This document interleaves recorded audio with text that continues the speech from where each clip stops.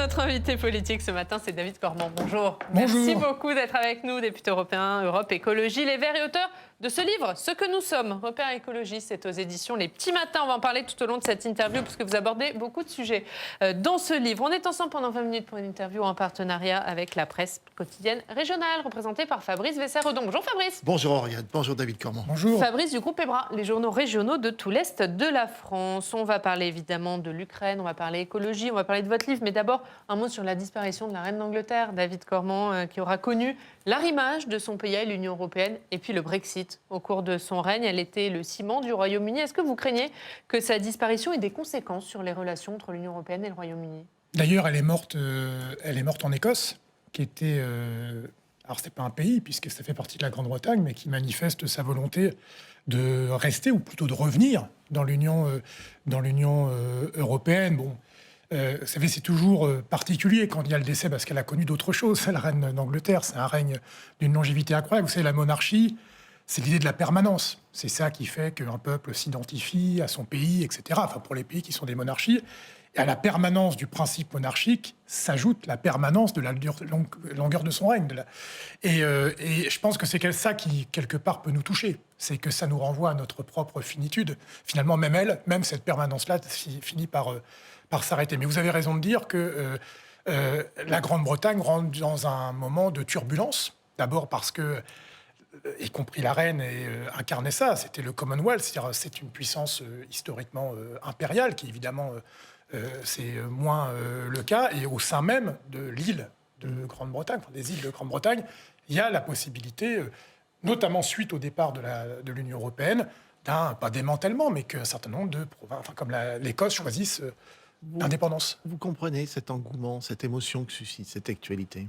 Moi, vous savez, j'ai vu tous les commentaires... En France, en particulier. Oui, mais j'ai vu tous les commentaires. Moi, j'aime pas juger l'émotion des gens. Ouais. Quelque chose qui est intime, je comprends l'aspect politique, je suis un républicain, etc. etc. Cet engouement. Engouement, je ne sais pas. Je pense qu'il y a ce que je vous disais, il y a une forme on la connaît toutes et tous depuis qu'on est petit, donc elle fait partie de notre paysage mental. Donc c'est pas... On a le droit de ressentir de l'émotion, y compris pour des personnages qui représentent des institutions auxquelles on ne croit pas par ailleurs. Je pense, ça me rappelle, ça n'a rien à voir. Vous êtes en train de rappeler que vous n'êtes pas monarchiste. Oui, mais je suis surtout en train de rappeler qu'il faut laisser les gens ressentir de l'émotion. Et encore une fois, on peut être tout à fait lucide sur ce qu'a représenté, ce que représente encore parfois l'impérialisme britannique ou l'impérialisme occidental en général, tout en les gens se recueillir en paix. Son fils Charles lui succède. Charles, c'est un précurseur en matière d'écologie. C'est une bonne nouvelle pour vous ? C'est un écolo pour vous ? Pour moi, c'est quelqu'un qui est très sensible à la question environnementale, ce qui est différent du fait d'être un écologiste. C'est pour ça que je vous pose la question. Loin. Effectivement, il est sensible à cette question-là. Si j'étais taquin, je dirais que les familles monarchiques ont du temps pour profiter de la contemplation de la nature. Donc c'est peut-être ça qui a fait qu'il est sensible à cela. Mais quand on est écologiste, il faut être sensible. Il ne faut pas seulement, faut être lucide sur les causes qui génèrent les destructions qu'il semble déplorer. Or, le modèle extractiviste, le modèle économique, que remettent pas tellement en question, je pense, la famille la royale britannique, ce sont elles les causes profondes. Pour vous, c'est de l'affichage ? Non, je pense qu'il est sincère dans sa démarche, et tant mieux, je préfère ça que plutôt il n'en a rien à faire, parce qu'il a fait beaucoup de choses sur l'agriculture bio, etc., donc tant mieux, ça fait un allié supplémentaire. Et son règne peut changer les choses pour l'écologie au Royaume-Uni ou pas ? Sachant qu'il n'a pas de rôle politique, mais quand même. Mais en termes d'affichage, ça permettra de parler plus d'écologie, mais vous savez, on n'en est plus au moment où il faut sensibiliser sur l'écologie. C'est-à-dire qu'il aurait été roi il y a 50 ans, peut-être ça aurait permis de sensibiliser les gens. Là, on n'en est plus à sensibiliser l'opinion sur l'écologie. On sait bien qu'il y a un problème écolo, donc maintenant, il faut agir. Voilà. On va en parler tout à l'heure. D'abord, un mot sur l'Ukraine, puisque évidemment, c'est important. 200e jour de guerre en Ukraine. Les forces ukrainiennes ont repris plusieurs villes aux Russes, quelques 3000 km². Alors, les Russes contrôlent toujours 120 000 km² du territoire ukrainien, mais les Ukrainiens ont gagné en 5 jours presque 2 fois plus que les Russes en 3 mois. Est-ce qu'on est à un tournant de cette guerre ? J'en sais rien. En tout cas, ce que je pense, c'est qu'il faut à tout moment saisir l'opportunité d'arrêter ce conflit. Et il faut l'arrêter, non pas dans un espèce de position un partout, machin, mais de bien affirmer que c'est la Russie qui agresse, etc., etc. Et d'abord, certains avaient dit qu'au début de ce conflit, que pour en quelque sorte abréger la souffrance du peuple ukrainien, il fallait tout de suite céder, d'une certaine manière, à l'injonction de Poutine, même s'il ne disait pas ça comme ça, mais enfin, rediscuter Vous des visez frontières, Jean-Luc Mélenchon, etc. vous Non, visez je qui vise pas que Jean-Luc Mélenchon, parce que la responsabilité, avant tout, sur la Jean-Luc capacité Mélenchon de qui nuisance... posait les questions sur l'aide militaire à l'Ukraine. Hein. Oui, mais là-dessus, c'est clair que Jean-Luc Mélenchon s'est trompé. Quand il dit, vous allez voir en quelques semaines, en se moquant d'ailleurs des écologistes et des socialistes, vous allez voir qu'en quelques semaines, ça sera, tout le monde le sait. Bon, visiblement, les fiches n'étaient pas à jour, mais je ne veux pas accabler Jean-Luc Mélenchon, parce que les premiers responsables, Jean-Luc Mélenchon n'était pas au pouvoir. Ceux qui sont au pouvoir depuis 20 ans et ont fait preuve de naïveté par rapport à Poutine, ce n'est pas Jean-Luc Mélenchon. C'est les pouvoirs de droite et de gauche européens qui géraient la maison et qui n'ont pas vu et qui nous ont rendus dépendants, vulnérables, on va en parler peut-être, au bon vouloir d'un tyran qui, d'un simple geste en fermant un robinet, nous met dans la dépendance et dans la difficulté. Donc c'est eux, d'abord, les responsables. Mais sur le conflit en lui-même, je pense que les écologistes ont bien fait de dire qu'il fallait venir en aide au peuple ukrainien, qu'il pouvait se défendre et qu'il fallait un rapport de force meilleur pour pouvoir obtenir le fait qu'un État, la Russie, ne peut pas se conduire comme une puissance impérialiste qui envahit, parce qu'il le décide, un pays souverain. La souveraineté des peuples à disposer d'eux-mêmes, c'est une valeur fondamentale dont il ne faut jamais barrasser quand on a les valeurs qui sont les nôtres, de gauche et écologistes. Voilà. Emmanuel Macron et Vladimir Poutine se sont entretenus justement hier. Mais Emmanuel Macron a demandé à Vladimir Poutine de retirer les armes de la centrale de Zaporijjia. Et Vladimir Poutine l'a mis en garde contre des conséquences catastrophiques des attaques régulières ukrainiennes contre cette centrale. Comment on évite l'escalade fatale et que peut faire l'Union européenne? Vous parlez dans votre livre de basculement pour l'Union européenne quand vous parlez de cette guerre. Qu'est-ce que peut faire l'Union européenne sur ce sujet? Je parle de basculement parce que ce conflit a été à la fois le révélateur et l'accélérateur de nos dépendances et de nos faiblesses. C'est pour ça que c'est une sorte de crash test. Sur la question de l'énergie, notamment. Sur la question de l'énergie, mais aussi sur la question du manque de poids diplomatique et militaire de l'Union européenne. Nous sommes un géant économique, la première puissance économique du monde, le premier marché du monde, mais nous sommes un nain budgétaire et nous sommes un nain diplomatique. Et donc, nous sommes par ailleurs, à l'échelle de la planète, dans un moment où on va au pire de ce que j'appelle dans le livre la géopolitique du fossile. C'est-à-dire qu'en fait, les rapports de force sont guidés par l'accès à des matières premières, dont de l'énergie, mais pas seulement. Il y a les terres rares pour le numérique, etc., etc. Et que l'Union européenne doit opposer un autre modèle que j'appelle la géopolitique du climat, qui repose davantage sur la coopération et surtout sur une forme de sobriété pour être moins dépendant des ressources et des matières premières, et donc être moins... Ce qui se passe à l'heure actuelle ? C'est pour ça que je dis qu'on est dans ce moment de basculement. Soit on choisit de continuer avec une vision de l'ancien monde, d'accaparement des matières premières, ce qu'historiquement, le monde occidental n'a fait que ça. Et ce qui ne semble pas être le cas à l'heure actuelle. L'Union européenne parle plus de sobriété énergétique. C'est pour ça qu'on est à un moment de bascule. Et donc, je pense qu'il faut qu'on nous réatterrissions dans nos frontières avec une forme de utilisation des ressources dont nous disposons, etc., ce qui aménagerait des relations plus saines avec les pays dont aujourd'hui nous sommes dépendants. C'était le cas avec Poutine, c'est le cas avec les pétromonarchies du Golfe, etc., etc. Qu'est-ce que vous attendez du discours d'Ursula von der Leyen, qui prononcera son grand discours sur l'état de l'Union? Ce sera Alors, mercredi. c'est très important pour celles et ceux qui nous écoutent, qui ne le savent pas forcément. C'est tous les ans, la présidente de la Commission européenne, c'est l'équivalent de la première ministre européenne, c'est pas tout à fait pareil, mais voilà, fait un discours sur l'état de l'Union. Alors, c'est aux États-Unis, il y a ça tous les ans, donc je sais pas, on a dû copier ça, mais c'est une sorte de débat de politique générale. Et là non plus, il n'y a pas de vote de confiance à la fin, comme on l'a vu en France. Bref. Et donc, là, j'attends qu'elle prenne parti clairement sur ce basculement. Elles disent, voilà, le projet de l'Union européenne, la définition de la paix et de la prospérité. Vous savez que c'est la devise européenne. Cette paix et la prospérité, elle s'appuyait sur, je vous en parlais, une diplomatie, prédatrice, une diplomatie, une géopolitique des fossiles. Elle reposait sur une prospérité par l'abondance. Il faut avoir une géopolitique moins agressive, plus sobre, et aussi une prospérité plus sobre. Donc c'est un changement, un bascule de modèle.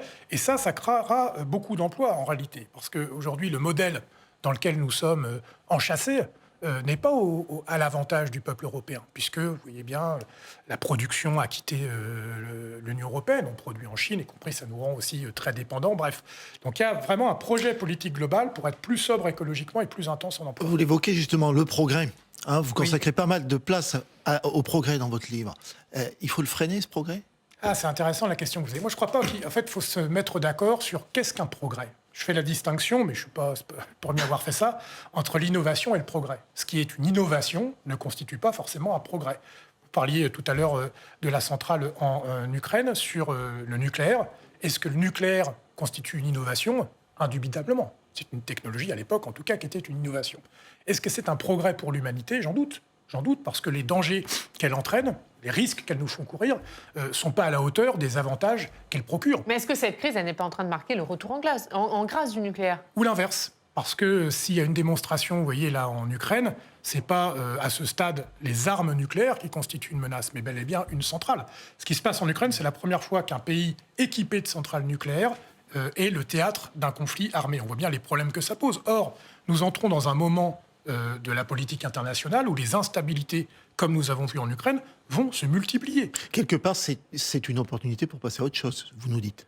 Je pense que toute crise est aussi une opportunité pour passer à autre chose d'une manière générale. Et d'ailleurs, quand on regarde l'Union européenne, à chaque fois qu'elle a eu des avancées, c'était parce qu'il y avait des momentum créés par des crises. La Deuxième Guerre mondiale, qui n'est pas des moindres des crises, c'est ça qui fait qu'on crée l'Union européenne pour la paix et la prospérité, je l'ai dit. Et là, on est dans un momentum où il y a non seulement ce conflit, il y a eu la crise Covid, il y a l'exigence de faire la transition écologique. Et donc là, on est dans un moment où l'Union européenne soit se réinvente pour continuer à avoir une utilité sociale et politique, soit elle reste sur ses repères d'avant, la recherche aveugle de la croissance, le marché libre et non faussé, etc., etc. Et petit à petit, les peuples vont s'en détourner. D'ailleurs, ça a commencé. Donc il y a un vrai enjeu politique et social et écologique à redéfinir ce qu'est le projet européen pour le bien-être, ce qui était son objectif au départ, du peuple européen. Il y a une question qui se pose, c'est la taxation des super-profits, notamment des énergéticiens. Agnès Pannier-Runacher dit vendredi avoir porté auprès de ses collègues européens une position très ferme pour défendre une contribution. Vous êtes satisfait ? Non. Enfin, moi, j'en ai ras-le-bol. Je suis à la commission budget au Parlement européen. Justement, on s'occupe des recettes aussi. Bon. Parce qu'en fait, pour pouvoir dépenser de l'argent, il faut des recettes. Il y a une question politique fondamentale qu'on ne pose pas assez simplement, parce que la fiscalité, c'est ça, c'est qui paye ? Quand il y a besoin de changement, qui paye ? Là, Mme Metsola, la présidente du Parlement européen, qui est du parti PPE, a fait une tribune dans Le Monde où elle dit qu'il faut moderniser le budget européen.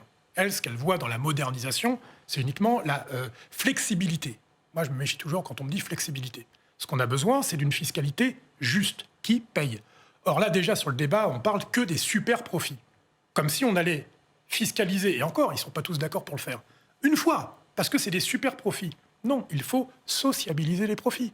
Il faut sociabiliser une grande partie des profits. Or, la France a été un boulet dans cette affaire. Quand Biden, rappelez-vous, a dit qu'il faut une fiscalité minimum des entreprises à l'échelle mondiale, il avait proposé 21%. En France, c'est 25%. Pourquoi il propose ça ? Parce qu'il y a ce qu'on appelle des paradis fiscaux, c'est-à-dire des pays qui mettent un taux de fiscalité pour les entreprises beaucoup plus bas, 2, 3, 5, 6%. Il y en a même à l'intérieur de l'Union européenne. Bref. Et donc là, les entreprises, qu'est-ce qu'elles font ? Elles disent, moi, je me domicilie dans ce pays-là, j'ai moins payé d'impôts. Biden dit, on fait 21% partout, à l'échelle mondiale. Donc, moins de paradis fiscaux. Qu'est-ce qu'a dit la France ? Bruno Le Maire. Oh là, c'est trop compliqué, on ne va jamais y arriver, 15%. Mais à 15%, c'est plus un minimum, ça devient un plafond. Et donc là, avec Mme Pannier-Runacher, des pays européens l'ont fait unilatéralement. Pourquoi ? Parce que c'est simple à fiscaliser. Qu'est-ce que vous dites ? Vous dites, toutes les marges, pas les profits, vous fiscalisez tout ce qui a été vendu dans le pays, pour pas qu'il y ait d'évasion fiscale. Ça a été fait à l'échelle de l'Italie, on peut tout à fait le faire à l'échelle d'un pays. Pourquoi ils disent « j'en discute au niveau européen » ?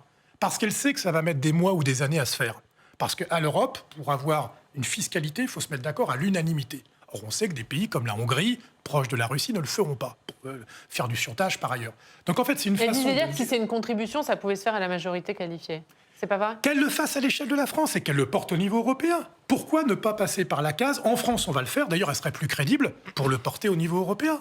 Donc en fait, il y a vraiment une façon de gagner du temps. Mais je veux dire, LREM, vous dites qu'ils repoussent le problème. Ils ne veulent pas que les riches payent. Ils ne veulent pas que les riches payent. C'est ça. Une dernière question sur ce sujet, Fabrice. Vous parlez de ressources. Le gouvernement subventionne aujourd'hui le carburant à la pompe. Doit-il continuer ? Non. Moi, je pense que... pour ça que je suis pas tout à fait... Même si ça doit mettre en difficulté des ménages. Et du coup, on aide les ménages qui en ont besoin. Mais il n'y a pas de raison de défiscaliser pour tout le monde. Si vous êtes riche, que vous avez une voiture qui pèse 2 tonnes, et que vous choisissez d'y aller la prendre pour aller chercher votre pain, il n'y a pas de raison que les pauvres payent pour votre essence. Il faut que la solidarité, en attendant qu'on ait des solutions pérennes pour se passer d'une voiture, soit concentrée sur les gens qui en ont besoin. On n'a pas beaucoup d'argent public. Et il faut mener des chantiers énormes pour faire la transition écologique. il faut arrêter de balancer de l'argent par les fenêtres. Donc oui, bien sûr, des aides pour les foyers qui en ont besoin, pour qu'ils ne soient pas emprisonnés chez eux, qu'ils puissent continuer à aller au travail, mais on cible sur ceux qui en ont besoin, pas pour tout le monde. Une dernière question avant de parler de votre parti et plus largement de la gauche. Est-ce que vous appelez au boycott de l'équipe de France pour la Coupe du Monde au Qatar ? Moi, je sais que je ne regarderai pas. Voilà. Je sais que je ne regarderai pas. Mais Parce par que appétence ou... Non, je regardais avant. Pour être franc, c'était les seuls matchs de foot que je regardais. Parce qu'il y a Vous ne regarderez pas parce que c'est au Qatar ? Non, ça me dégoûte en fait. Je vais vous dire, aller voir des gens jouer au foot, faire la fête, et en dessous, il y a 6000 cadavres Enfin, on se rend compte de ce que ça fait, 6500 personnes qui sont mortes pour construire des stades climatisés. Mais on est dans quel monde ? En fait, ça me donne plus envie. C'est pas un appel politique à boycotter. Les gens, ils ont la télé, ils font ce qu'ils veulent. Mais moi, j'ai pas envie de Et regarder. l'équipe de France doit y aller ? C'est trop tard maintenant. C'est trop tard. Vous savez, y compris, il y aurait à réformer la FIFA et la Fédération française de foot, qui sont quand même un ramassis de gens qui se sont laissés corrompre dans cette affaire. C'est une honte, y compris. Enfin, les valeurs du sport, c'est pas ça. Tout ça n'a plus rien à voir avec le sport. Voilà. Tout ça n'a plus rien à voir avec du foot. Ça a à voir avec d'autres choses qui m'intéressent pas. Donc voilà, j'aurais pas envie de regarder. On va parler de la gauche et de l'écologie. Fabien Roussel a eu cette phrase ce week-end. Il a dit que la gauche doit défendre le travail et ne pas être la gauche des allocations et des minima sociaux. Comment avez-vous réagi en entendant ces propos ? Moi, j'y ai vu une forme de confusion historique, y compris par rapport au combat de toujours du Parti communiste français. En fait, quand on est de gauche, moi je suis écologiste. Ça ne m'empêche pas d'être de gauche, mais je suis avant tout écologiste. Mais quand même, il y a 2-3 trucs que j'ai compris. C'est que dans l'histoire des conquêtes sociales, on n'opposait pas le travail et les acquis sociaux. Qui sont même imbriqués. C'est même une différence fondamentale entre l'analyse politique de la classe ouvrière et du patronat. C'est-à-dire qu'on n'oppose pas le travail et les allocs, la retraite, les congés payés, les minima sociaux, ils sont liés. C'est ça qui permet qu'il y ait un rapport de force entre les salariés contre les détenteurs du capital. Et dans un moment où ce rapport de force n'a jamais été aussi faible, parce que la puissance capitale n'a jamais été aussi puissante, et il n'y a plus besoin de la force de travail de tout le monde, donc on est pressé, d'ailleurs, d'où l'ubérisation du travail, etc., c'est très étonnant que le patron du Parti communiste français semble épouser la logique qui a toujours été celle de la droite, de culpabiliser les gens qui ne travaillaient pas. De dire l'assistanat ? Qui sont les... Mais bien sûr, ce mot d'assistanat a été volé à la gauche. Qui sont les assistés quand on voit les profits dont on parlait juste à maintenant ? Qui sont les assistés dans ce monde où on subventionne les entreprises sans condition et qu'on baisse le droit du travail, qu'on baisse... En fait, moi, je suis écolo, donc en plus, le rapport au travail, j'ai sans doute pas le même rapport à la valeur travail que la gauche traditionnelle. C'est un deuxième débat, mais moi, je ne crois pas que le travail, fondamentalement, émancipe.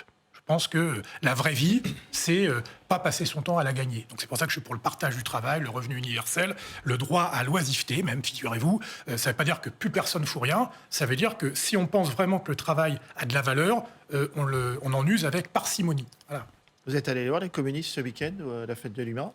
Oui, on avait un stand pour la première fois. Et vous êtes allé sur un autre stand. Oui, vous avez vu ça. Vous êtes allé mais dénoncer le Parti communiste chinois. C'était moins sympathique, oui, parce que le Parti communiste chinois a un stand depuis toujours, d'ailleurs, dans ce qu'on appelle le village du monde, où un certain nombre de partis frères du Parti communiste sont présents, et leur présence serait dispensable, tout à fait entre nous. Il n'y a pas que le Parti communiste chinois, mais là, il y a encore plus une actualité par rapport à ce que se passe avec les Ouïghours. Vous avez vu qu'au début du mois, l'ONU a utilisé le terme de crime contre l'humanité de la part du régime chinois contre les Ouïghours. Et voilà, il ne s'agissait pas de dire du coup on n'y va pas, parce qu'il n'y a pas de raison. Cette fête de l'humanité, elle appartient à tout le monde. Et vous ne les ménagez pas, vos partenaires communistes ? Pardon, parce qu'on manifeste devant le Parti communiste chinois. Je ne leur fais pas l'injure d'avoir les mêmes positions que le régime de Pékin. Mais en fait, c'est ce que j'ai essayé de dire en une formule, c'est que la fête de l'UMA, oui, les crimes contre l'humanité, non. Et on ne pouvait pas être dans un endroit de discussion politique et festif sans dire que là, il y a des gens qui sont là, qui sont en train de faire un génocide. Et donc interroger leur présence et ne pas faire comme si on ne le voyait pas. Dire la vérité, en tout cas dire ce qu'on pense, le dire clairement, je pense que c'est aussi un service qu'on se rend à toutes et tous. Il y a des fraternités de partis qu'il faut parfois savoir rompre. Est-ce qu'Europe Écologie Les Verts doit se remettre en question pour vous, David Corman ? Comment expliquez-vous que malgré cette crise de conscience, et malgré le fait que la conscience écologique soit de plus en plus forte, ça ne se traduit pas pour vous dans les urnes ? Vous en parlez dans votre livre, comment cette sensibilité écologiste produit un débouché politique, je vous cite.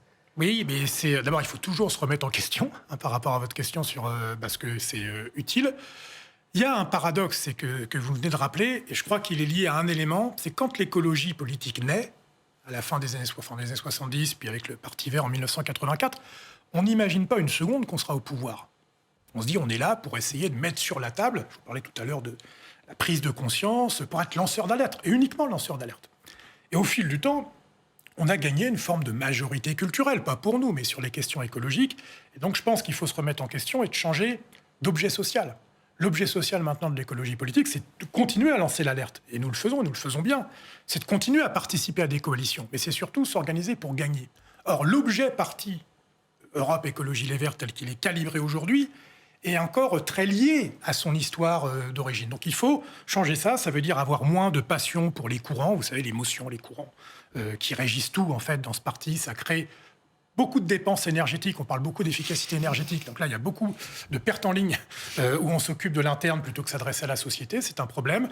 Être plus accueillant, y compris pour des personnes qui viennent taper à notre porte, qui disent « nous, on veut vous aider, on ne sait pas bien les accueillir ». Plus ouvert, c'est trop fermé aujourd'hui, C'est votre pas que parti. c'est fermé parce qu'on est à la fois ouvert, mais quand vous entrez, vous venez dans des réunions, vous dites « mais moi, j'étais pas venu pour ça. J'étais venu pour sauver la planète » et on me parle de je sais pas quoi, des statuts, du truc, de machin. Vous êtes trop centré sur vous-même, trop tourné sur donc en fait, vous-même et pas assez sur l'écologie. ça décourage des bonnes volontés. Alors, on l'a fait pour des bonnes raisons. Hein. C'est l'hyperdémocratie. Moi, je suis très respectueux de ça. D'ailleurs, j'en suis le fruit quelque part. Donc, je ne vais pas dénigrer cela, mais j'ai envie de dire à mes amis, là, ce que je suis en train de dire, ça s'adresse aux quelques milliers d'adhérents élevés, mais j'ai envie de dire à mes amis, ayons confiance en nous et changeons. C'est le moment de changer. On a besoin de nous. Parce qu'on voit bien la tentation libérale, la tentation de l'extrême droite et la gauche, telle qu'elle est l'héritière de ce qu'elle a été depuis un siècle et demi, ne pourra pas regagner. C'est ma conviction. Qui pour incarner ce changement? Oh, nous, on croit à l'incarnation collective. Vous le savez, hein, je vais botter en touche diplomatiquement, mais je crois que d'abord, il faut créer l'outil politique. Une fois qu'on a un outil politique performant, je pense que l'incarnation importe peu. Elle viendra. Peu importe qui succède à Julien Bayou. J'en sais rien. Ah bah là, il y a un congrès. Moi, je soutiendrai Marine Tondelier, qui me paraît formidable pour le job. Mais ça sera peut-être quelqu'un d'autre, on verra. Mais au-delà de ces questions-là, il faut créer l'outil parti qui permet d'accueillir et de grandir. Merci David Cormand. Merci beaucoup d'avoir été notre invité ce matin.